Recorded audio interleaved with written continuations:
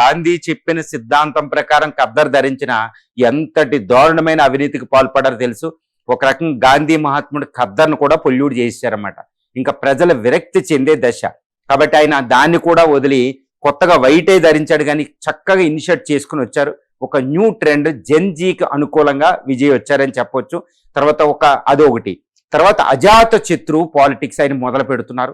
రీసెంట్గా ఎన్నో political, even Stalin ఇంటికి కూడా ఆయన వెళ్ళడం అనేది ఒక ఆశ్చర్యం గొలిపే విషయం అనమాట.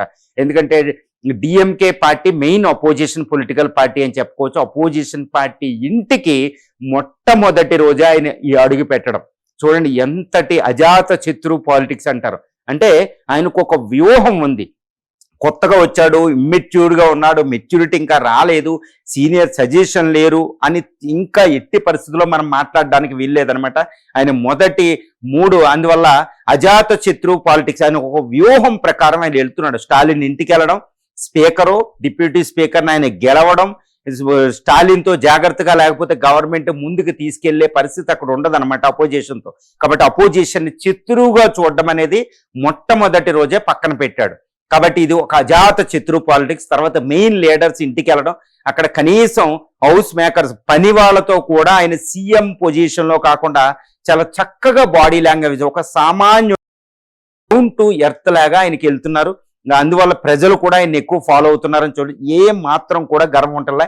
నో పవర్ సెంటర్స్ అని చెప్తున్నాడు. దానికి కూడా ఫస్ట్ రోజే ఫుల్ స్టాప్ పెట్టడం జరిగింది. త్రిషక వ్యవహారానికి సంబంధించి ఆయన ఫ్యామిలీని మళ్ళీ రీయునైట్ చేయడానికి, లండన్ నుంచి వెనక్కి తెచ్చుకోవడానికి ట్రై చేస్తున్నాడని తెలుస్తుంది. అంటే కుటుంబం బాగుండాలనే విమర్శను కూడా ఆయన పక్కన పెట్టినట్టు తెలుస్తుంది.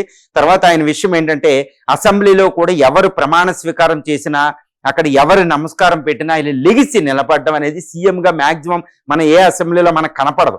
అలాంటి ఈ యొక్క గాంభీర్యత ఆయన చేయకుండా డౌన్ టు ఎర్త్ అనే విధంగా ఆయన బాడీ లాంగ్వేజ్ ఉంది. తర్వాత ఏంటంటే ప్రతి విషయాన్ని కూడా ప్రతిస్పందించకుండా చాలా చక్కగా మౌనాన్ని మెయింటైన్ చేస్తున్నాడు, విమర్శలన్నీ పక్కన పెట్టేసి.